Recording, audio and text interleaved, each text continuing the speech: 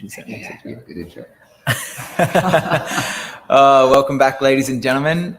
My name is Shay Ryan Douglas, and I'm here again with Dennis O'Connor from Awakening in Health. We do these podcast interviews every Thursday, and we've got a special guest today. We've got Professor Ayran Von Drager. Is that correct? Yes, is that correct? That's correct, except in the German language, you pronounce the V as an F. So it's actually Von Drager, like Volkswagen. It's not Volkswagen, it's actually Volkswagen. Very nice. My German's not that great, as you can probably tell. And we have synchronized our outfits today unconsciously. We had no idea we'd all turn up wearing white, but we got the same uniform on, which is great. And we're just going to open up to hear our mind song with the current climate of the world that we find ourselves in.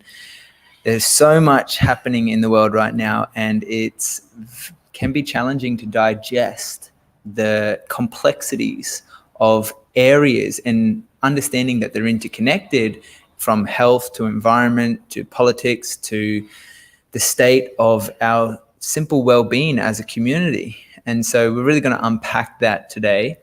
However, we're not going to give it all away in this live. We're going to invite you to join us. We're going to hear a little intro, a little bit more about Ayran. Dennis is going to share a little bit about what's going on in the space of health. But I'm going to invite you in a moment to join us in an uncensored version where we can actually, without any concern of being shadow banned or stripped from these social platforms, we're going to dive deep into these topics to really unpack 81 years of wisdom that this man has accumulated over his life.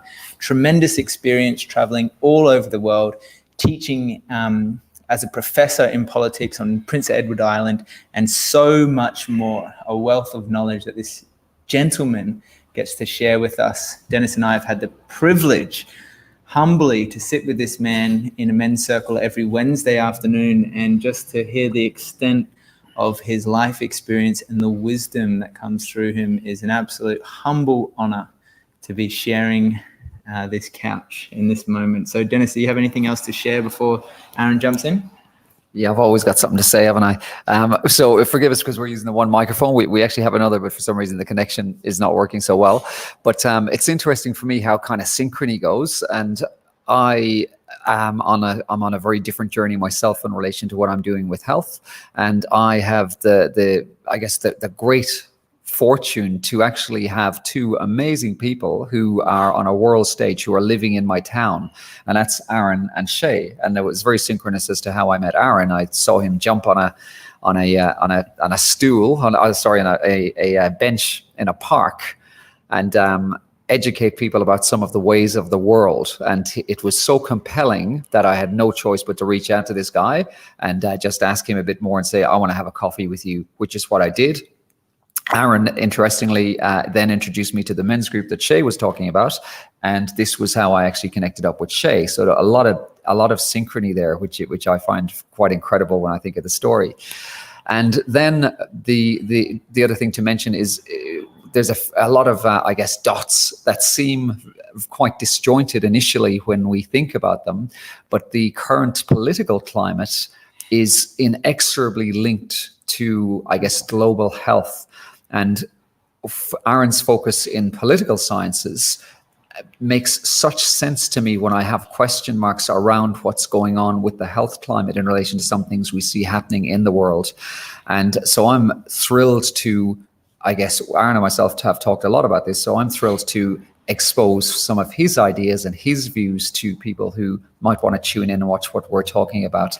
Some of the stuff that Ayran will be talking about could be considered as controversial, but let me assure you that he speaks from a place of great wisdom and great worldly experience.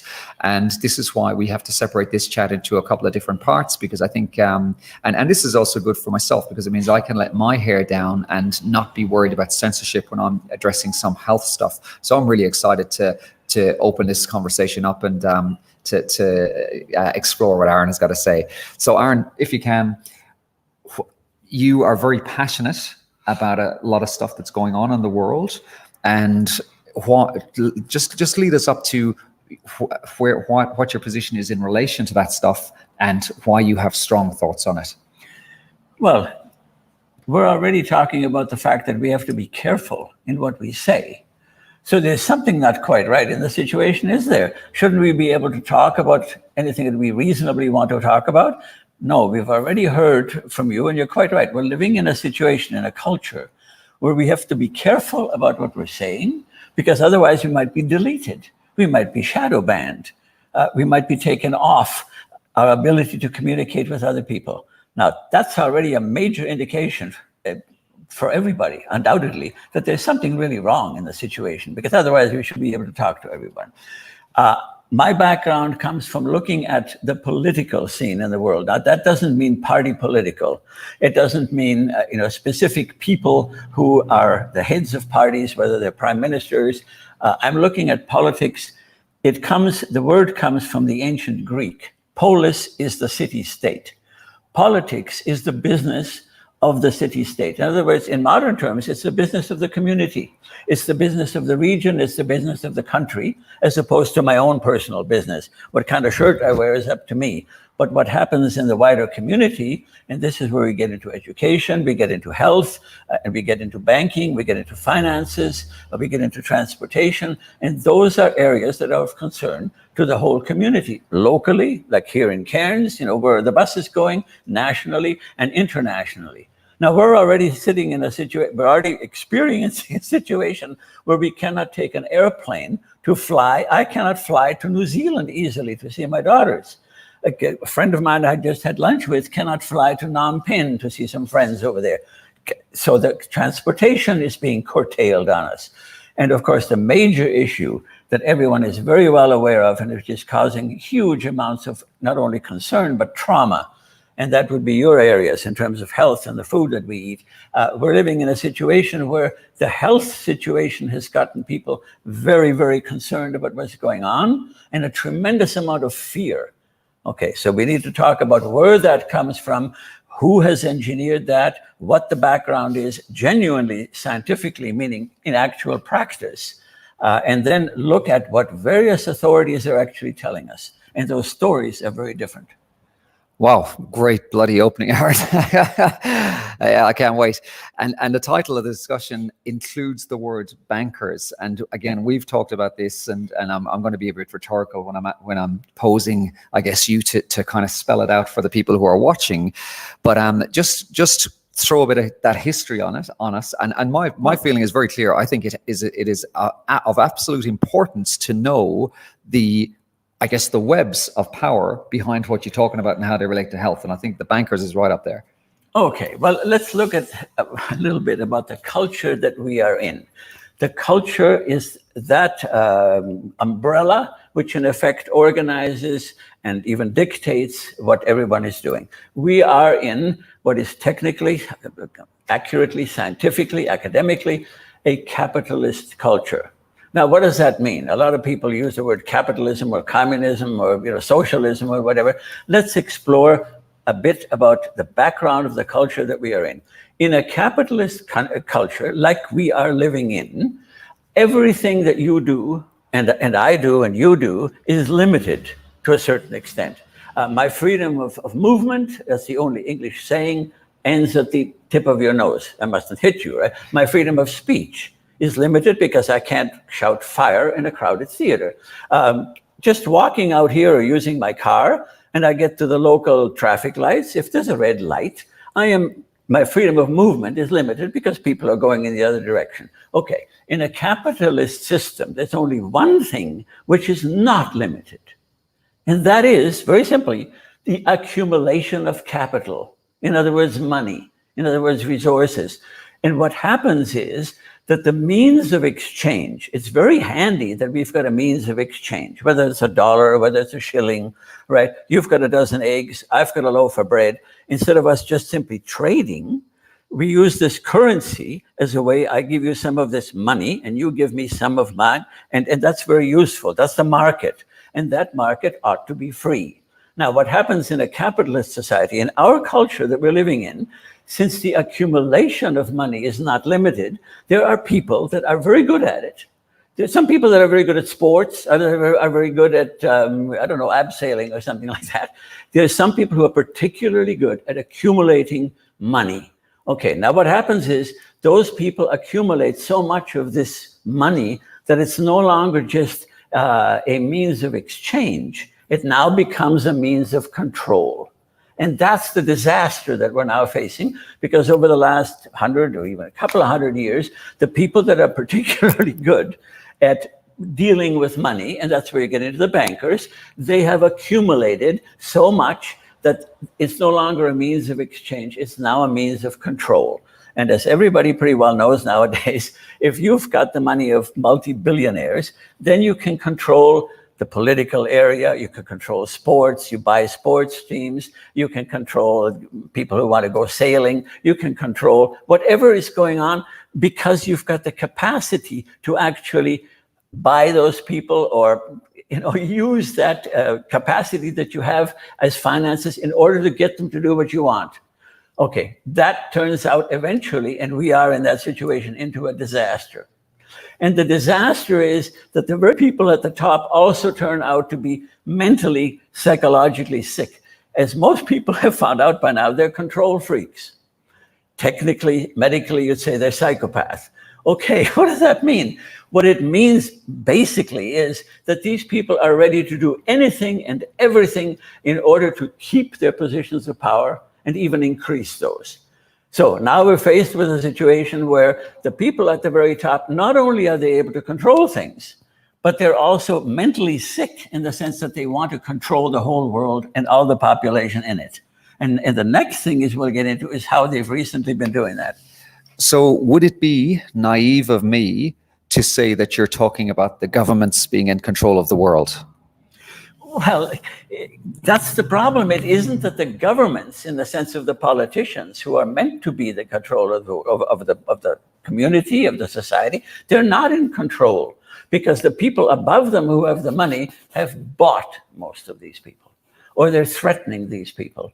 And therefore, we're in a situation where these psychopaths and bankers, because that's the ones that have this money accumulated, are now actually in charge of the society. Let me give you 2 or 3 historical examples. In our society, it's the people with the money that control things. In 16th or 17th century Geneva, the people who controlled the society were on the correct side of religion. Was called Calvinism at the time, right? It doesn't matter how much money you have. It doesn't matter what sort of resources or skills you have. You've got to be on the right side of the theologians, right? Or you can have a military dictatorship. In that case, the people who've got the guns are in control. It doesn't matter how much money you got. It doesn't matter what religion you belong to or what color you are. It's the people with the guns. In our situation, the people with the money have the control. And so it's the governments, they're pawns in the hands of the people who've got this vast amount of resources because they control the situation. Yeah, this is a great conversation. I love where this is going, and we're going to actually just hold it there, because what I'm really curious to find is unpacking this on a deeper level to understand how the financial world works, because that ultimately filters through to all of us, because we're so dependent upon money today, and also looking at the political climate that we find ourselves in. However, for us to do that, I'm going to invite you guys, the viewers, if you would like to watch the uncensored, uncut, totally raw, deep, real, and very relevant conversation that's going to be happening as a continuation of this, where we will cover these topics on a deeper level without fear.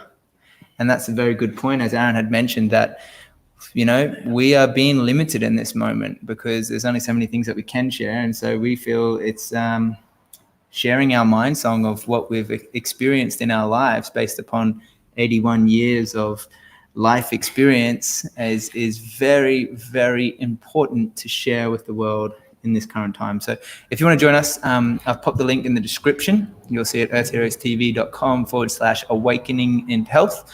Click that link. Find the video, which will be going live in about 2 minutes.